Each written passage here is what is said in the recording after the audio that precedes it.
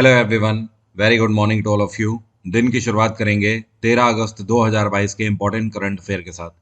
PDF और Telegram दोनों का लिंक मैंने वीडियो के डिस्क्रिप्शन में दिया हुआ है, तो आप दोनों को वहां से अवेल कर लेना। चलिए वीडियो को स्टार्ट करते हैं। लेकिन सबसे पहले बात करेंगे कल के क्वेश्चन की। कल मैंने आपसे एक साइंस का क्वेश्चन पूछा था। क्वेश्चन ये था कि पेशाब का रंग पीला क्यों होता है। तो जिन स्टूडेंट्स ने भी आंसर किया है यूरोक्रोम, उन्हीं का आंसर यहाँ पर सही है। बहुत सारे स्टूडेंट ने यहाँ पर गलती कर दी है यूरिया लिखकर। देखिए, बात यहाँ पर आपको ये ध्यान रखनी है कि आपसे ये नहीं पूछा है कि पेशाब में क्या चीज एक्सक्रीट होती है। अगर आपसे पूछा जाए कि यूरिन में क्या चीज एक्सक्रीट होती है, या फिर जो किडनी होती है वो किस चीज को बॉडी से बाहर करती है, तो आपका आंसर होगा यूरिया। लेकिन यहाँ पर पूछा आपसे ये था कि पेशाब का रंग पीला क्यों होता है, तो आंसर है urochrome. Urochrome is the right answer. इसी में एक क्वेश्चन आपसे ये पूछता है कई बार कि बॉडी से यूरिन को फिल्टर करने का काम कौन सा ऑर्गन करता है, तो आंसर क्या होगा? किडनी। किडनी वो ऑर्गन है जो कि फिल्टर करने का काम करती है छन्नी की तरह। चलिए अब शुरू करते हैं आज के करंट अफेयर। पहला क्वेश्चन है, ये कौन से क्रिकेटर हैं जिनको अभी हाल ही में उत्तराखंड का ब्रांड एम्बेसडर बनाया गया है? तो उत्तराखंड के मुख्यमंत्री पुष्कर सिंह धामी के द्वारा ऋषभ पंत को अपॉइंट किया गया है उत्तराखंड के ब्रांड एम्बेसडर के रूप में। ऋषभ पंत को फरवरी के महीने में D2H कंपनी के द्वारा भी ब्रांड एम्बेसडर बनाया गया था। तो कहने का मतलब यह है, ये उत्तराखंड के ब्रांड एम्बेसडर तो ही हैं अब, उससे पहले D2H के भी ब्रांड एम्बेसडर हैं। इतना ही नहीं, आईसीसी की तरफ से जनवरी 2021 में इनको प्लेयर ऑफ द मंथ भी डिक्लेयर किया गया था। अगला क्वेश्चन है, डाबर कंपनी को कौन नहीं जानता है? इवन भारत में ही नहीं, पूरे दुनिया में इस कंपनी का अपना एक रिकॉग्निशन है। डाबर का च्यवनप्राश आता है, डाबर की हाजमोला आती है। डाबर के करीब 100 के आसपास प्रोडक्ट हैं जो कि पूरे भारत में इस तरीके से रिटेल मार्केट में सब्सक्राइब किए जाते हैं। तो जो डाबर है, इसके चेयरपर्सन के पद से अभी हाल ही में इस्तीफा दे दिया है किसने? तो अभी तक डाबर के जो चेयरपर्सन थे, ये थे अमित बर्मन। क्या नाम है? अमित बर्मन। इन्होंने इस्तीफा दे दिया है और अब इनकी जगह पर मोहित बर्मन संभालेंगे डाबर को। कौन? मोहित बर्मन। डाबर कंपनी काफी पुरानी है। इसकी स्थापना 1884 में करी गई थी। इसका हेडक्वार्टर है गाजियाबाद। गाजियाबाद यूपी का एक डिस्ट्रिक्ट है और ये एनसीआर का भी हिस्सा है, नेशनल कैपिटल रीजन का भी हिस्सा है। अमित बर्मन की अगर बात करें तो ये काफी लंबे अरसे से डाबर के सीईओ थे। ये 1999 में डाबर के सीईओ बने थे। उसके बाद साल 2007 में ये वाइस प्रेसिडेंट बने डाबर के, और उसके बाद 2019 में ये चेयरपर्सन बने थे। अगला क्वेश्चन है, अभी हाल ही में भारत सरकार के द्वारा जीएसटी के नए रूल्स लागू किए गए हैं। जीएसटी के नए रूल के अकॉर्डिंग आने वाले टाइम में जो किराएदार हैं उनको रेंट के आधार पर कितना टैक्स देना होगा जीएसटी पे? तो ध्यान रखिएगा, 18% जीएसटी टैक्स देना होगा। देखिए, इसका सीधा सा मतलब यह है कि जैसे मान लीजिए कि आप कहीं पर किराए पर रह रहे हो, ओके? तो अगर आप जीएसटी में रजिस्टर्ड हो और आप इतने एलिजिबल हो कि आप जीएसटी को पे करते हो, तो उस केस में आपको आपके रेंट पर भी 18% जीएसटी अब से देना होगा। ऐसे टेनेंट की यहाँ पर बात नहीं हो रही है। जैसे मान लीजिए कोई स्टूडेंट है, वो किराए पर रह रहा है, तो उसको जीएसटी नहीं देना है। लेकिन मान लीजिए कि आप इनकम कर रहे हैं, आपकी कमाई होती है और आप किराए पर रहते हैं, तो उस केस में आपको जीएसटी देना होगा 18%। जीएसटी की स्थापना भारत में साल 2017 में करी गई थी, 1 जुलाई को। पहली बार इसको 1 जुलाई 2017 को पूरे भारत में लागू किया गया था। मूलतः जीएसटी की 5 स्लैब होती हैं: 0% स्लैब, 5%, 12%, 18% और 28%। 28% सबसे बड़ी स्लैब है जिसको लग्जरी स्लैब बोला जाता है, और 0% जो है, इसमें आपके डेली यूज के आइटम आ जाते हैं, जैसे कि सब्जी, भाजी, तरकारी, अंडे। ये सब जो आप डेली यूजेस के आइटम लेते हो जनरल स्टोर से या राशन की दुकान से, उन सब में 0% लगता है। आप ऐसे भी समझ सकते हो कि हर वो खाद्य पदार्थ जो कि खुला बिक रहा है, उस पर 0% स्लैब लगती है, मतलब कोई भी टैक्स आपको नहीं देना होता है। अगला क्वेश्चन है, ये कौन सा आईआईटी है जो कि गेट के एस्पिरेंट्स को फ्री ऑफ कॉस्ट कोचिंग देगा? तो ये है आईआईटी मद्रास। आईआईटी मद्रास ने अभी हाल ही में अनाउंस किया है कि गेट के जो एस्पिरेंट हैं, जो स्टूडेंट गेट की तैयारी कर रहे हैं, उनको आईआईटी मद्रास की तरफ से फ्री ऑफ कॉस्ट ट्रेनिंग या आप बोल सकते हो कोचिंग दी जाएगी। इसके लिए आईआईटी मद्रास के साथ एनपीटीईएल ने पार्टनरशिप करी है। यहाँ पर एनपीटीईएल का मतलब है national programme on technology enhance learning. तो आईआईटी मद्रास के साथ एनपीटीईएल ने मिलकर एक नया पोर्टल भी लॉन्च किया है। इस पोर्टल का डोमेन है gate.nptel.ac.in। इस वेबसाइट पर जाके आप खुद को रजिस्टर कर सकते हो। आपसे यहाँ पर सारी क्रेडेंशियल मांगेगा और आप अगर जेन्युइन गेट के एस्पिरेंट हैं तो यहाँ पर आपको आईआईटी की तरफ से ऑनलाइन कोचिंग दी जाएगी। अगला क्वेश्चन है, मैक्सिको के जो प्रेसिडेंट हैं इनका नाम है एंड्रेस मैनुअल लोपेज। इन्होंने अभी हाल ही में यूनाइटेड नेशंस में वर्ल्ड पीस के लिए कितने लोगों का एक कमीशन गठित करने का प्रस्ताव दिया है? तो एंड्रेस मैनुअल लोपेज ने 3 लोगों की एक कमेटी बनाने का प्रस्ताव यूनाइटेड नेशंस में दिया है दुनिया में पीस कायम करने के लिए। अब इन 3 लोगों में कौन कौन है? तो ये भारत के लिए एक प्राउड मोमेंट है क्योंकि इन 3 लोगों में प्रधानमंत्री नरेंद्र मोदी का नाम है। दूसरे हैं यूनाइटेड नेशंस के प्रेसिडेंट एंटोनियो गुतरेस, और जो तीसरे व्यक्ति हैं यहाँ पर जो आपको दिखाई दे रहे हैं ये है पोप फ्रांसिस। क्या नाम है इनका? Pope Francis. तो इन तीनों का नाम सुझाया गया है और एंड्रेस मैनुअल लोपेज ने यह अर्जी यूनाइटेड नेशंस में दी है कि इन तीनों लोगों की एक कमेटी बनाई जाए और दुनिया भर में कहीं पर भी इस टाइम पर, जैसे कि बहुत सारे ऐसे एग्जाम्पल हैं कि 2 देशों के बीच में बहुत सारे कन्फ्लिक्ट चल रहे हैं, तो उन सब के मामले इस कमेटी के सामने रखे जाएं और यहाँ पर वार्ता इन 3 लोगों से करवाई जाए। हालांकि यहाँ पर एंटोनियो गुतरेस जो हैं वो इस भूमिका का पालन करेंगे कि वो यूनाइटेड नेशंस के, जाहिर सी बात है प्रेसिडेंट हैं, तो दुनिया भर के देशों में क्या गाइडलाइंस अप्लाई होनी चाहिए।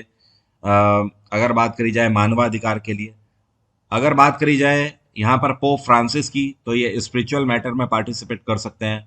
और प्राइम मिनिस्टर नरेंद्र मोदी की अगर बात करी जाए तो after all he is the prime minister of largest democracy of the world. तो इस वजह से इन तीनों का नाम सुझाया गया है। और इसी के तहत एंड्रेस मैनुअल लोपेज ने यूनाइटेड नेशंस में एक और प्रस्ताव भी दिया है कि इन्होंने चाइना, रशिया और अमेरिका तीनों को इनवाइट भी किया है कि आप यूनाइटेड नेशंस में इस कमेटी के समक्ष आएं और पीस को सीख करने की कोशिश करें। अभी हाल ही में ये कौन से भारतीय हैं जिनको फ्रांस के सर्वोच्च नागरिक पुरस्कार से सम्मानित किया गया है?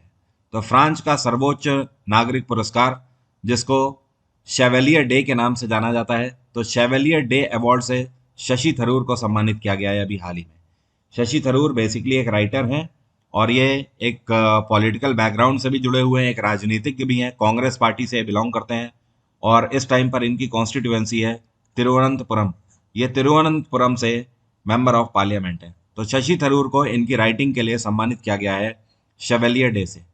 फ्रांस में इस टाइम पे इमैनुअल मैक्रोन की सरकार है। इमैनुअल मैक्रोन ने शशि थरूर को खुद बधाई दी है। अगला क्वेश्चन है, अभी हाल ही में 2 दिन का फिल्म फेस्टिवल आज़ादी का अमृत महोत्सव के अंतर्गत जिसकी शुरुआत कहाँ पर करी गई? तो इसकी शुरुआत अभी हाल ही में करी गई है नई दिल्ली में। नई दिल्ली के अंदर इंदिरा गांधी राष्ट्रीय कला केंद्र के अंदर इसका उद्घाटन कल के दिन किया गया है 12 अगस्त को, और ये 12 और 13 अगस्त को आयोजित किया जाएगा।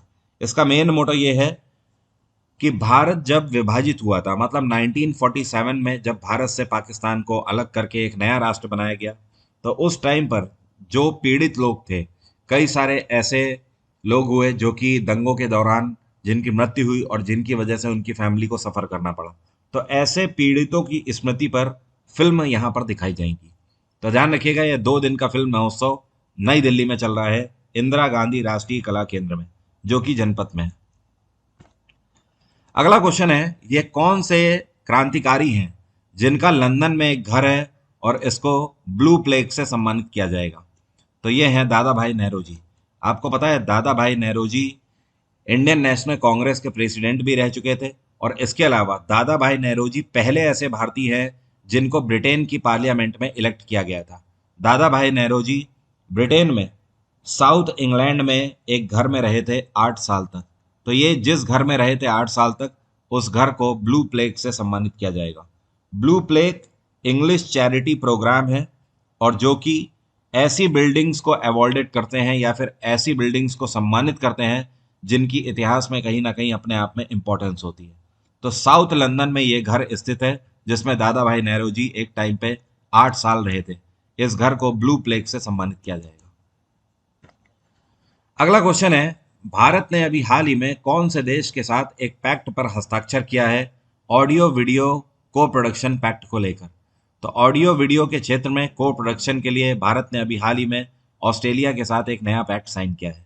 इसका सीधा सा मतलब यह है, भारत और ऑस्ट्रेलिया आपस में एक दूसरे के कल्चर को प्रमोट करने के लिए सिनेमा के क्षेत्र में उत्कृष्ट कार्य करने की कोशिश करेंगे, या फिर आप ये भी बोल सकते हो दोनों ही देश आपस में सिनेमा के क्षेत्र में योगदान देंगे और दोनों ही देश एक दूसरे के कल्चर को प्रमोट करने की कोशिश करेंगे। ऑस्ट्रेलिया में इस टाइम पर प्रधानमंत्री हैं एंथनी एल्बनीज। क्या नाम है? Anthony Albanese. और अभी कुछ टाइम पहले ही इन्होंने सक्सीड किया है स्कॉट मॉरिसन को।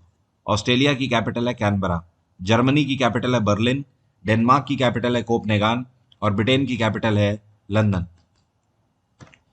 अगला क्वेश्चन है, इसरो ने अभी हाल ही में भारत का पहला वर्चुअल स्पेस म्यूजियम लॉन्च किया है, जिसका नाम क्या है? तो इसरो के द्वारा पहला वर्चुअल स्पेस म्यूजियम लॉन्च किया गया है जिसका नाम है स्पार्क। यहाँ पर स्पार्क का फुल फॉर्म है द स्पेस टेक पार्क। क्या बोलते हैं इसको? द स्पेस टेक पार्क, ये इसका पूरा नाम है। तो इसको इन शॉर्ट क्या बोला जा रहा है? स्पार्क। अब ये स्पार्क नाम का म्यूजियम लॉन्च किया है, ये अपने आप में जैसा कि आपको पता लग रहा है वर्चुअल स्पेस म्यूजियम है। मतलब कहने का ये है कि आप इस म्यूजियम में जाइए, यहाँ पर आपको 3D इमेजेस के थ्रू और VR के थ्रू, मतलब वर्चुअल रियलिटी जो टेक्नोलॉजी है उसके थ्रू स्पेस के दर्शन कराए जाएंगे। आप इसकी मदद से स्पेस में घूम सकते हो। जैसे कि एग्जाम्पल के तौर पर जब आप वीडियो गेम खेलते हो VR में, तो आपकी आंखों पे एक ऐसा इक्विपमेंट लग जाता है जिसमें देख के आपको लगता है कि आपके आसपास एक अलग ही दुनिया है, आप दूसरी दुनिया में चले गए हो। उसी तरीके से आप ये VR टेक्नोलॉजी को वियर करोगे और इस म्यूजियम में जब आप इस VR टेक्नोलॉजी को पहनोगे तो आप अंतरिक्ष की सैर कर सकते हो। साथ में इसरो के द्वारा लॉन्च की हुई कई सैटेलाइट्स को भी आप देख सकते हो, कई सारे लॉन्चिंग पैड्स को भी इसरो के देख सकते हो। मतलब यू विल फील लाइक कि आप बिल्कुल रियलिटी से इस टाइम पर प्रभावित हो रहे हो। इसरो की हर एक टेक्नोलॉजी के दर्शन यहाँ पर आपको होंगे। इसरो की स्थापना 1969 में करी गई थी। इसका हेडक्वार्टर है बेंगलोर और इसरो के चीफ हैं इस टाइम पे डॉक्टर एस सोमनाथ। क्या नाम है? Doctor S Somnath. इन्होंने इस साल के शुरुआत में ही डॉक्टर के सिवान को सक्सीड किया। अगला क्वेश्चन है, which state will host second north east Olympics? ये भारत का कौन सा राज्य है जो कि दूसरे नॉर्थ ईस्ट ओलंपिक्स की अध्यक्षता करेगा? तो दूसरे नॉर्थ ईस्ट ओलंपिक्स होंगे मेघालय में। और आपको पता है ये कब से कब तक होंगे? ये 30 अक्टूबर से शुरू हो रहे हैं इसी साल और ये चलेंगे 6 नवंबर तक। मेघालय में कहाँ पर? तो ध्यान रखिएगा, मेघालय में शिलोंग में इनका आयोजन किया जा रहा है। जो पहले नॉर्थ ईस्ट ओलंपिक है इसका सत्र खेला गया था 2018 में और ये हुआ था मणिपुर में। कहाँ पर? मणिपुर में इम्फाल में इसको आयोजित किया गया था। इस बार जो दूसरे नॉर्थ ईस्ट ओलंपिक हो रहे हैं इसमें 4000 खिलाड़ी हिस्सा लेंगे। अगला क्वेश्चन है, भारत की जो संस्था है इंटरनेशनल सोलर अलियांस, इसके द्वारा 1150 मेगावाट का फ्लोटिंग सोलर प्रोजेक्ट कौन से देश में स्थापित किया जा रहा है? तो ISA 1150 मेगावाट के तैरते हुए सोलर प्रोजेक्ट की स्थापना कर रहा है क्यूबा में और ISA की इसमें मदद कर रहा है NTPC। ध्यान रखिएगा, NTPC इसमें प्रोजेक्ट मैनेजमेंट कंसल्टेंट की भूमिका निभा रहा है। ISA की स्थापना प्रधानमंत्री नरेंद्र मोदी के द्वारा साल 2015 में करी गई थी। इसका हेडक्वार्टर है गुरुग्राम। ध्यान रखिए, ISA एक ऐसी संस्था है पूरे दुनिया में जो कि सोलर प्रोजेक्ट्स के ऊपर कार्य करती है और जिसका मेन मोटो ये है कि पूरे दुनिया में रिन्यूएबल एनर्जी के ऊपर कार्य होना चाहिए। लाइक सोलर प्रोजेक्ट के ऊपर कार्य होना चाहिए, क्योंकि कोयले जैसी जो भंडारण है ये लिमिटेड है, एक ना एक टाइम के बाद ये खत्म हो जाएंगे। कोयला हो गया, पेट्रोल हो गया, तो कहीं ना कहीं हमें रिन्यूएबल एनर्जीज के ऊपर अब स्विच करना चाहिए। यही मेन मोटो है ISA का। ISA एक ऐसी संस्था है जो कि सोलर प्रोजेक्ट्स में भारत को लीडिंग कंट्री बनाती है पूरे वर्ल्ड में। क्यूबा की कैपिटल है हवाना और इस टाइम पे क्यूबा के जो राष्ट्रपति हैं इनका नाम है मैगुल डियाज कैनाल। क्या नाम है? मैगुल डियाज कैनाल। इजिप्ट की कैपिटल है कायरो, ऑस्ट्रेलिया की कैपिटल है कैनबरा और इंडोनेशिया की कैपिटल है बोर्नियो आइलैंड। अगला क्वेश्चन है, अंतरराष्ट्रीय युवा दिवस अभी हाल ही में कौन से दिन मनाया गया? यह दिवस 12 अगस्त को मनाया गया, कल के दिन। इस बार 2022 की थीम थी inter generational सॉलिडेटरी creating a world for all ages. अंतर्राष्ट्रीय युवा दिवस इसलिए मनाया जाता है कि पूरे दुनिया में यूथ को प्रमोट किया जाए, अल्टीमेटली यूथ को मोटिवेट किया जाए।